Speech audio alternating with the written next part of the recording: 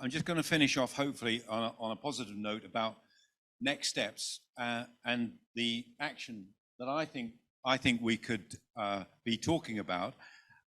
So in my mindset, we're going back to the anchor point, which is your local Armed Forces Covenant Board, and being part of that and bringing this agenda that we've talked about today to an action plan that is a joint action plan and joint delivery plan.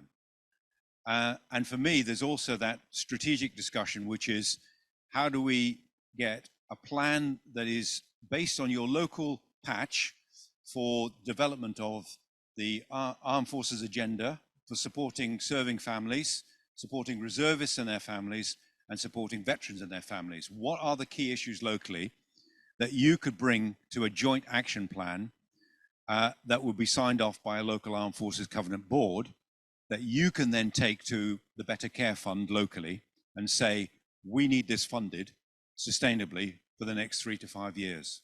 That to me is where I think the real positive bit is, that you can link up some of the pilot work that's funded through the Armed Forces Covenant Trust Fund and take that into what's sustainable.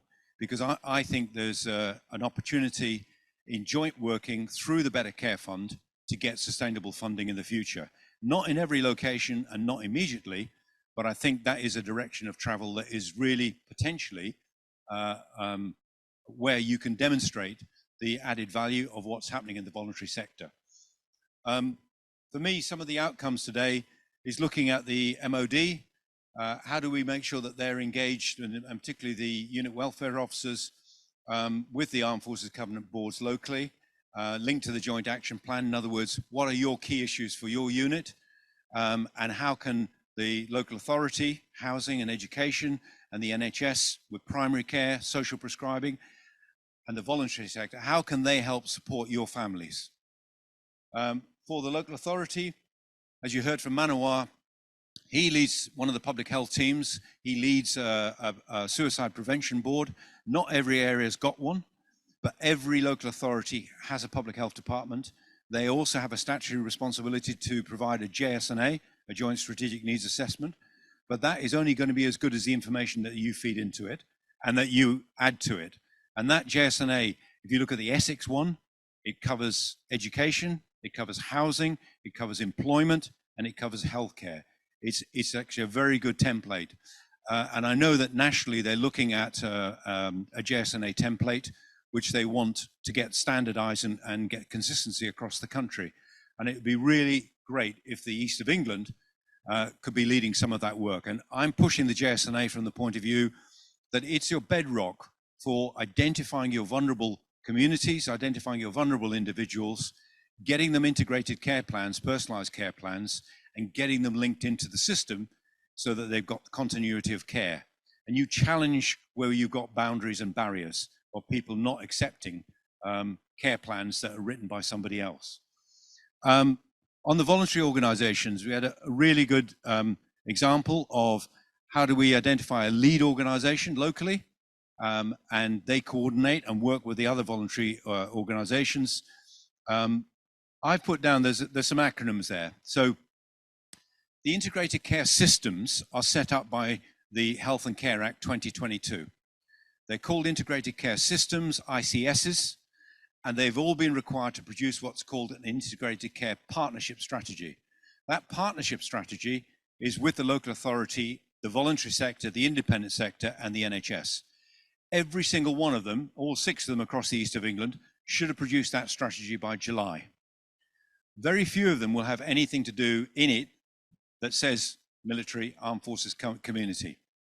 Ours does, because I put it in there, but it's meaningless unless we translate that into action. So every one of the ICPs locally, when in a sense, the Armed Forces champions here, go back to your local patch, get hold of that local ICP strategy and see if you can read yourself into that in some way.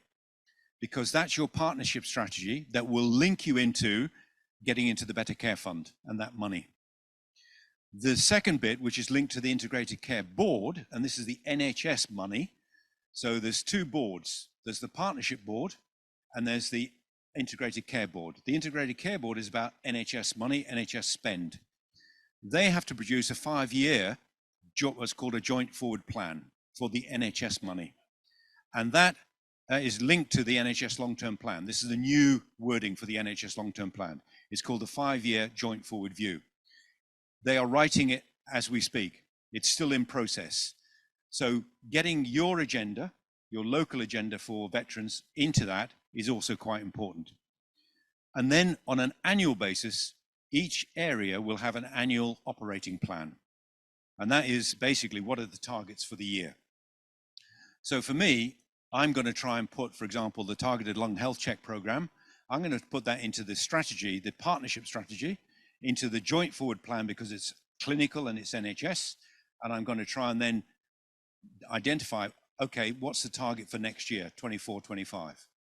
So for me, that's my thinking about how do we translate, in a sense, our agenda for veterans and for serving personnel and reservists. How do we translate that into, in a sense, the workings, the machinery that is about our public services and how they work, but also the NHS and how it works. So I know it's quite a lot to take on, but those documents are important if you can get into them and get your agenda into them, because it opens the door potentially to funding, and through the Better Care Fund in particular. So I'm hoping that today you've made connections and you can make them with your local system. You can see the range of services that are out there. You know how to refer to Opnova. You know how to refer to OpCourage. There are lots of other services as well. You've got a contact list in the back of your delegate pack. So I hope you've got a better understanding of the complexity of the armed forces community, but also the opportunities that exist there. I would like everyone to then go back and start developing their joint local plan, 3 to 5 year plan, and then look for funding. And how do you sustain that funding, particularly through the Better Care Fund. I would also like to make sure that you link into the research work that Matt Fossey was talking about and bring that. So we've got evidence-based innovation going on at the same time, because you can get separate funding for that. And I think it's about how do you be innovative and creative, like Nigel. And I think there's a real opportunity out there. I did try to get a group called HM Pasties to come and provide afternoon pies. HM Pasties are a group set up in the Midlands. They're all ex-convicts, and they do weddings, and they do bar mitzvahs, they do everything, but they produce pasties and pies. And I think it's another example of an opportunity and the innovation and creativity. I'll give it to you. I'm not sure. Yeah, HM Pasties. So thank you all very much indeed for coming. And can I please thank Elle and Conscious Communications for all the hard work that's gone into making this happen today. I hope everyone's enjoyed it. Thank the Jockey Club for providing the venue and the food. But most of all, thanks to you all for coming. And hopefully you've got something out of today that's worth going back to, and it will help veterans and their families. So thank you all very much indeed.